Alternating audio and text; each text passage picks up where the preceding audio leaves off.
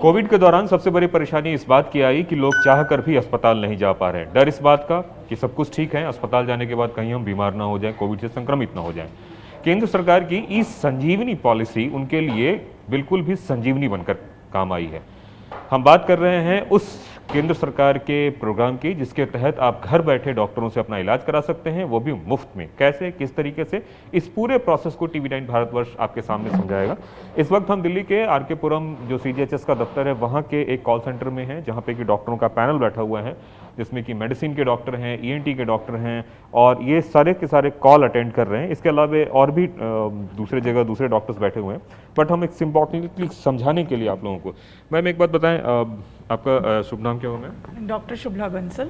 Doctor शुभला, एक बात बताएं किस तरीके से ये पोर्टल काम करता है? पहले ये एक मेडिसिन की ई संजीवनी ओपीडी का प्लेटफॉर्म है जो आप देख रहे हैं। इसमें अगर किसी पेशेंट को दिखाना होता है तो वो अपने मोबाइल के थ्रू पहले लॉगिन करता है, जिसमें मोबाइल नंबर वो फीड करेंगे तो उसके अंदर एक ओटीपी जनरेट होगा। उसको फीड करने से यहाँ पे कॉल आ जाएगी। जैसे आप ये देख रहे हैं यहाँ पे पेशेंट वेटिंग 0 है, क्योंकि अभी तक के सारे पेशेंट्स अटेंड हो चुके हैं। तो यहाँ पर क्या होगा, जैसे ये मेडिसिन ओपीडी लिखा है, इसमें वो डायरेक्ट जो है कंसल्टेंट से कनेक्ट हो जाएगा। यहाँ पे एक वीडियो कॉलिंग आनी शुरू हो जाती है, जिसमें एक ऊपर पेशेंट का वीडियो आएगा, नीचे डॉक्टर का वीडियो आएगा।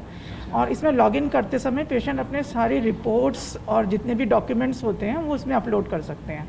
और इसके बाद जो उनके पूरा कंसल्टेशन करने के बाद जितना भी हम प्रिस्क्रिप्शन देंगे उसको डाउनलोड करके प्रिंट निकाल सकते हैं और उस दवाइयाँ जाके ले सकते हैं। उसमें पूरा एक सिस्टमैटिक एग्जामिनेशन का इसमें एक प्लेटफॉर्म होता है, प्रोटोकॉल, जिसमें कि पूरा एग्जामिनेशन और जो हम इन्वेस्टिगेशंस एडवाइस करते हैं उसके सबका एक प्रॉपर प्रोटोकॉल होता है, तो कि जो कि एक वैलिड प्रिस्क्रिप्शन होता है। मैम, बतौर मेडिसिन की डॉक्टर आपके पास इस वक्त किस तरह के मरीज ज़्यादा आ रहे हैं? इस समय 70% पेशेंट्स तो कोविड के आ रहे हैं, बट जो डायबिटिक पेशेंट हैं और जो क्रोनिक एलिमेंट्स के पेशेंट हैं, किडनी पेशेंट्स हैं, हार्ट पेशेंट्स हैं, जो कि बाहर नहीं जाना चाहते हैं इस समय, बट उनको रेगुलर फॉलोअप विजिट्स जरूरी होती हैं। वैसे बहुत सारे पेशेंट्स हैं जो इसी के अंदर अपना ब्लड प्रेशर, शुगर मॉनिटर करके और अपनी दवाइयों को डोज एडजस्टमेंट करवा लेते हैं। अमूमन पेशेंट्स को मैम कितना वेटिंग टाइम देना पड़ता है, कितना लगता है? एक्चुअली ये हमेशा बहुत डिपेंड करता है। अभी कुछ टाइम पहले जब कोविड बहुत ज़्यादा नहीं था, सेकेंड वेव आने से पहले, तो वेटिंग टाइम बहुत कम था, क्योंकि कोविड के पेशेंट्स बहुत ज़्यादा नहीं थे और बाकी डायबिटिक पेशेंट्स को जो नंबर था वो बहुत इजीली आ जाता था। अभी कोविड पेशेंट्स क्योंकि बहुत ज़्यादा हैं, बट फिर भी सबका आज सेम डे नंबर आ जाता है। जैसे आप अभी देख सकते हैं कि ये पेशेंट वेटिंग 0 है। आज जितने भी पेशेंट्स ने लॉगिन किया था सबका नंबर आ चुका है। अगर वो नहीं आता तो यहाँ पे वेटिंग पेशेंट्स जो होते हैं उनका नंबर आता। तो जितने भी पेशेंट्स थे वो सब अटेंड हो चुके हैं। तो डिपेंड करता है कि उस दिन कितने पेशेंट्स थे और एक पेशेंट में कितना टाइम जाता है, वो भी यूनिवर्सल नहीं हो सकता, क्योंकि कुछ पेशेंट्स बहुत कॉम्प्लिकेटेड होते हैं, उनमें ज़्यादा टाइम लगता है, और कुछ बहुत सिंपल पेशेंट्स होते हैं उनमें कम टाइम लगता है। देखिए, मैं एक आपको डेमो भी दिखा रहा हूँ। ये जो स्वास्थ्य मंत्रालय का ई संजीवनी पोर्टल है, इसमें आपको अपना मोबाइल नंबर डालना पड़ता है। उसके बाद फिर आप स्टेट शो करें, फिर आप अगर जनरल ओपीडी के लिए आए तो जनरल ओपीडी जाएँ, स्पेसिफिक ओपीडी उसके लिए भी करें, और सेलेक्ट करके जब आप नॉर्मल जनरल ओपीडी के लिए, जिससे मान लीजिए मैंने सेलेक्ट किया, तो सेलेक्ट करने के बाद आपके पास एक ओटीपी आएगा, और ओटीपी डालने से जैसे आप डालेंगे आपके पास अपॉइंटमेंट और दूसरी चीज़ें पता चल जाएंगी।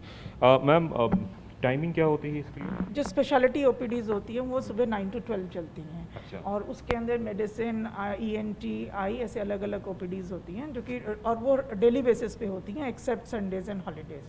तो इसमें ये बहुत अच्छा है कि अगर किसी दिन नंबर नहीं आया तो आप नेक्स्ट डे भी दिखा सकते हैं, क्योंकि ये डेली बेसिस पे है। अच्छा, और इसमें कोई इमरजेंसी नंबर भी है? जैसे मान लीजिए किसी को कुछ इमरजेंसी लगा तो? एक्चुअली आप इसमें पेशेंट्स को सामने तो फिजिकली एग्जामिन नहीं कर सकते हैं, तो ये एक पोर्टल है कि जिसमें आप उसी समय दिखा सकते हैं, बट अगर कोई इमरजेंसी हो तो definitely you have to go to the hospital. तो ऐसा नहीं है कि आप इसमें इमरजेंसी के लिए वेट नहीं कर सकते हैं। अच्छा, जैसे देखिए कि मेरा एक ओटीपी आ गया और मेरे मोबाइल में सारा कुछ जो है ये रजिस्टर्ड एक तरीके से हो रहा है, और हम इस रजिस्ट्रेशन के थ्रू जो है हम जा सकते हैं। तो ये एक सुविधा है। हम दूसरे डॉक्टर साहब के पास ही चलते हैं, उनसे बात करने की कोशिश करते हैं। सर, एक बात बताएं कि मरीजों को जो आप लोग देखते हैं तो इन जनरल किस तरह की परेशानी वो लोग बताते हैं आपको? क्योंकि ये बहुत अलग होता है, फिजिकल वेरिफिकेशन जब आप करते हैं और ऑनलाइन करते हैं, तो दोनों में कितनी मुश्किल आती है? ऑनलाइन जो आजकल पेशेंट्स हैं वो ज़्यादातर कोविड के मरीज़ हैं, जो लोग होम आइसोलेशन में हैं, जिनको थोड़ी बहुत तकलीफ़ है या कोई भी कुछ भी कंसल्ट करना है किसी की चीज़ के रिगार्डिंग, तो ज़्यादातर पेशेंट जो आजकल आ रहे हैं वो इसी टाइप के आ रहे हैं। बट उसके अलावा जैसा कि मैम ने बताया कि क्रॉनिक एलिमेंट्स के जो पेशेंट्स हैं उनकी जो दवाइयाँ होती हैं वो काफ़ी सालों से खा रहे हैं, फिर हम उनको एडवाइस करते हैं कि आप इन्वेस्टिगेशंस कराइए, फिर उनकी रिपोर्ट के हिसाब से हम उनकी दवाई या तो डोज इंक्रीज़ कर सकते हैं, डिक्रीज़ कर सकते हैं। तो ज़्यादातर पेशेंट तो जो आते हैं उनको फिज़िकल एग्जामिनेशन की ज़रूरत नहीं होती, बट कुछ मरीज़ जो हमें लगता है कि नहीं उनकी तबीयत ज़्यादा ख़राब है या फिर उनका डायग्नोसिस हम सिर्फ और सिर्फ रिपोर्ट से नहीं, एग्जामिनेशन भी चाहिए, तो उन लोगों को हम एग्जामिनेशन के लिए जब मरीज अपना अपॉइंटमेंट लेता है तो वीडियो कॉल आपके थ्रू करते हैं, आप उनको कॉल करते हैं? नहीं, पेशेंट के पास पहले जैसे ही हम कंसल्टेशन का टाइम मिलेगा उसको, तो पहले पेशेंट के पास एक पॉपअप आएगा कि कॉल का बटन दबाइए। जब वो कॉल नाउ दबाएगा तो डॉक्टर के पास मैसेज आएगा कि हाँ एक पेशेंट कॉल कर रहा है, फिर डॉक्टर कॉल दबाएगा। तो जब दोनों कॉल नाउ प्रेस कर देंगे तभी वो कंसल्टेशन स्टार्ट होगी। हमारे साथ एक और डॉक्टर मौजूद हैं, उनसे भी बात करने की कोशिश करते हैं। और डॉक्टर साहब ENT स्पेशलिस्ट हैं। सर एक बात बताएं, TV9 भारतवर्ष में आपका स्वागत है। डॉक्टर शैलेंद्र, ब्लैक फंगस वगैरह की भी बहुत सारे जो है आजकल मामले चल रहे हैं, तो आप लोगों को किस तरह की क्वेरीज आ रही है? जी, आजकल जो भी पेशेंट आते हैं, चाहे उनको प्रॉब्लम कुछ भी हो, लेकिन वो ब्लैक फंगस के बारे में पूछकर ज़रूर जाते हैं। ब्लैक फंगस का पोर्टल ऑफ एंट्री तो नोज़ होता है, लेकिन आजकल लोगों के शायद सीधा मन में जा रहा है और उसके लिए उनके अंदर थोड़ी एंग्जाइटी होती है। और पेशेंट कई बार क्या होता है कि ENT स्पेशलिस्ट के पास नहीं जाकर जनरल फिजिशियन जो भी इजीली एक्सेसिबल डॉक्टर होता है उनके पास जाते हैं। वो उनका नेजल स्वैब से फंगस कल्चर करवा देते हैं, जो कि ठीक भी है शुरुआती टाइम में। और फंगस में जब कल्चर कराते हैं तो कई बार कई कमेंसल्स होते हैं या कुछ कंटेमिनेंट्स होते हैं, एस्परजिलस, कैंडिडा वगैरह ये सब आ जाते हैं। तो उससे पेशेंट को कई बार एंग्जाइटी होती है कि कराया डॉक्टर साहब ने कल्चर और इसमें तो फंगस आ गया, तो ये मुझे म्यूकर तो नहीं हो गया। तो इसके लिए बहुत सारे पेशेंट मेरे को आजकल अपनी रिपोर्ट अपलोड करके दिखाते हैं कि हमारे ये नाक में फंगस आ गया है। तो उनकी ये जो भी शंकाएं होती हैं उनको सॉल्व करते हैं कि ये सब नॉर्मल कमेंसल्स हैं, ग्रो हो जाते हैं, कई बार स्वैब से ग्रो हो जाते हैं, कल्चर मीडिया में ले जाते वक्त कंटेमिनेशन हो जाता है, या हमारी नाक में नॉर्मली भी एनवायरनमेंट की वजह से आ जाते हैं, लेकिन उससे उनको डरने की ज़रूरत नहीं है। सरकार की ये बेहद ही शानदार सुविधा है। शानदार सुविधा इसलिए क्योंकि कई बार ऐसा देखा गया है कि आप अस्पताल टेस्ट कराने गए और पता चला आप कोविड के शिकार हो गए। कई बार कोविड के अलावा भी कई सारे ऐसे इन्फेक्शंस हैं जो अस्पताल जाने से ही होता है। ऐसे में ई-संजीवनी किसी वरदान से कम नहीं है।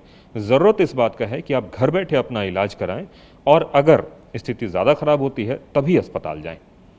कैमरामैन मनीष के साथ कुमार कुंदन, TV9 भारतवर्ष, दिल्ली।